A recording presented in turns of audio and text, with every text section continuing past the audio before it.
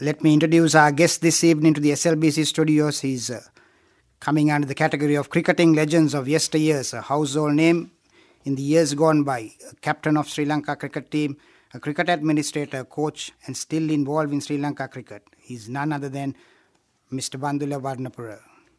Mr. Warnapura, can you explain how you started cricket and who guided you initially? Cricketing life goes back to 1960s. Initially, we were living down a road called Vyavasat Place at Vellavatta, where we used to play our game of cricket by the side of the railway line, and on the other side it was the International Buddhist Center. So we have a little piece of land. The whole lot of 45 boys used to get together in the evening, and we used to play all sports, not only cricket.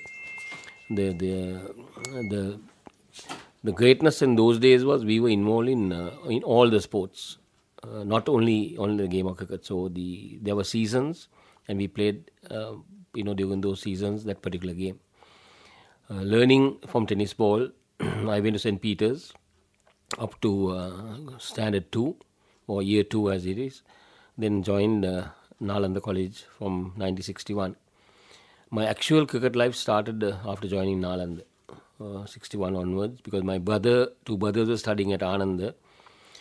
And Ananda Nalanda, we were sharing the same grounds, which was at the Nalanda premises. So my brothers used to come from Ananda. So even though I was small, I had my two brothers looking after me, and we went by road bus back to Vellavatta. So that's how the whole thing started. So my cricketing life school cricket life belongs to Nalanda completely. Who were your legends in cricket that you admired and wanted to be? If you go back many years, I'm talking about the 60s, we used to get radio commentaries coming in. And we had the paper cuttings, newspaper cuttings. The main thing was England and Australia. And we used to collect all the paper cuttings of this thing. And then there was a friend of mine who was David Hines' cousin, and he was living in front of our house. So we were the best friends. And then he, of course, went out of his way in collecting all the English newspapers and getting all the information. The legends those days was, as we could remember, there were Harveys, there were Richie Benos. These are names that I could recollect. Then West Indies were there, the Wesley Hall, Griffith, that kind of thing. That belonged to the papers. But then in the local scene, when we started playing cricket, it was people like Michael Tissera, Cheike Fernando, Kehel Gamus, Sahabandus. These are names that we heard from the local scene. And even though we had not watched them, they became the name that we could remember.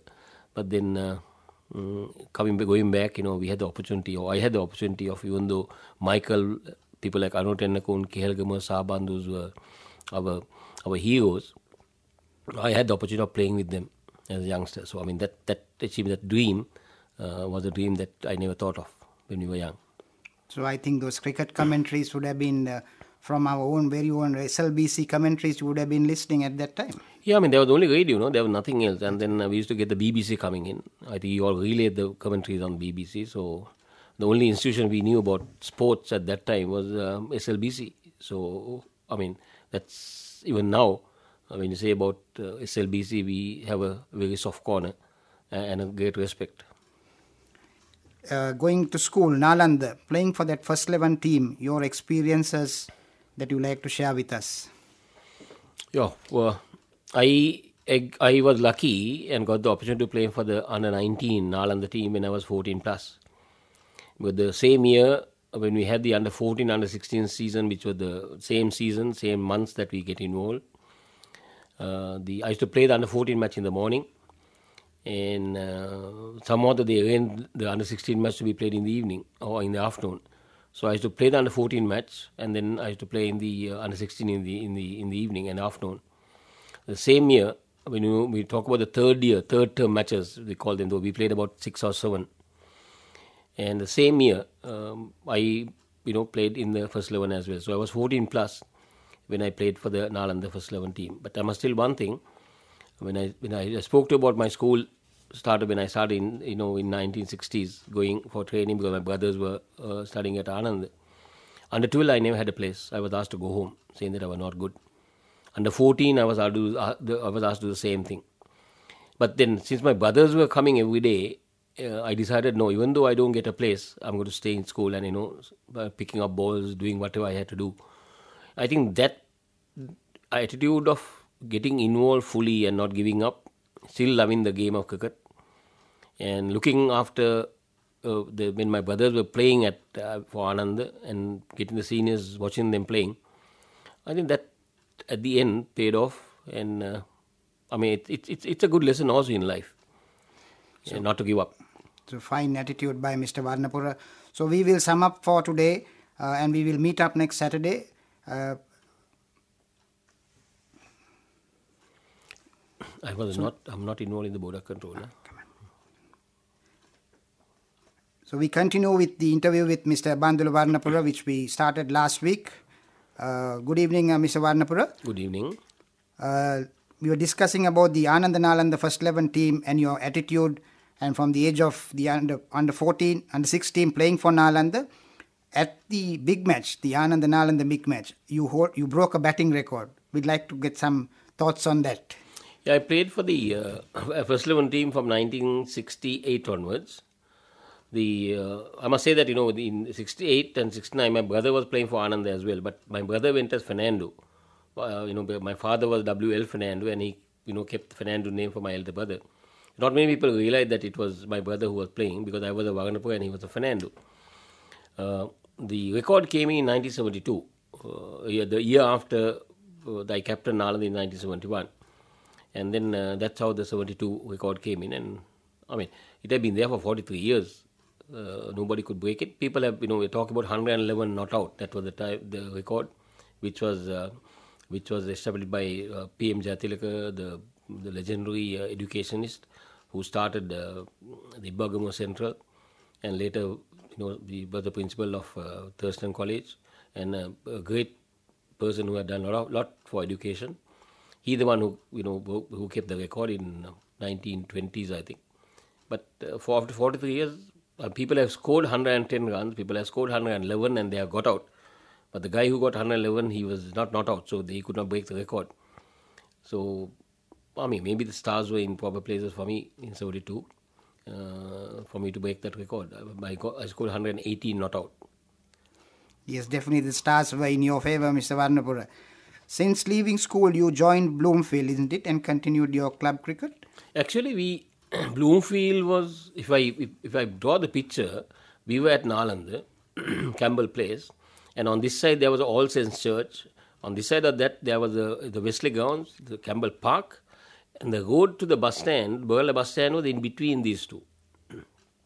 And then there were just past the church towards Berla, there was a football ground, and there was this little park.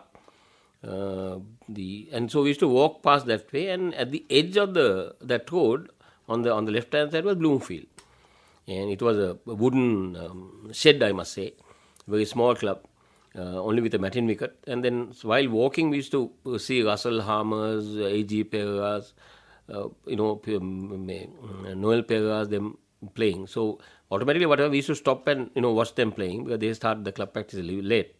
And ultimately, while playing for Nalanda on Friday, Saturday in the last few years, Sundays we were invited to play for Bloomfield in the Division 3. And so we played for Bloomfield while we were in school, and the school gave us permission, because we had the people like Lalit Kalupema, Jayasinghe, they were there at Bloomfield, so they were all Nalandians. So they knew that we will be looked after by all the boys, the old boys. And there was no objection at all from, so Narangod and myself, we were very close to each other. We used to play on Sundays for Bloomfield. That's how we joined Bloomfield. You like to share some short thoughts on your first selection to the national squad?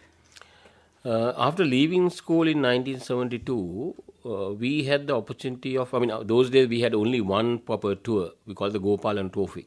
We used to play against Tamil Nadu. The Sri Lanka team used to play against Tamil Nadu. That was the greatest achievement you could have, to be selected to the Gopalan team to represent our country. But in between we had this. There was a team which came in from India, from Pakistan, called the under 25 team. And then Sunil Vettamuni captained that team, and Sunil and I opened for the under-25, and that was a huge break I had. But going before that, we had another important thing. The Ceylon score, not like these days. These days, every 2 years, you get the World Cup under-19. But in 1969, we were invited by the Indian board for a Ceylon schools to under-19 tour to India. We played about 14, 15 matches. We travelled all over.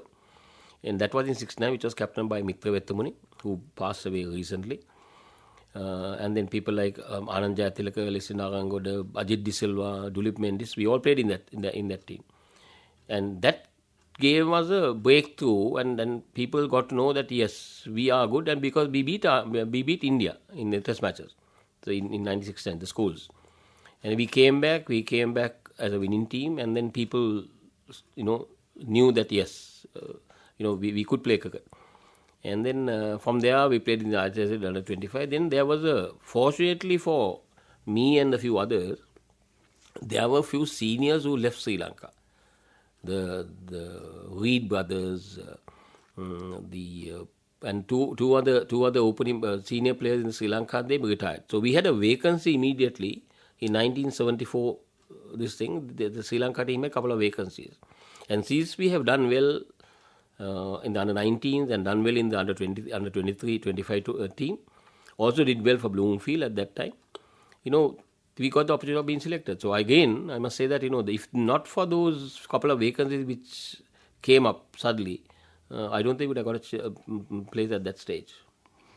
So we will sum up this discussion with Mr. Warnapura for this evening. We will continue next Saturday.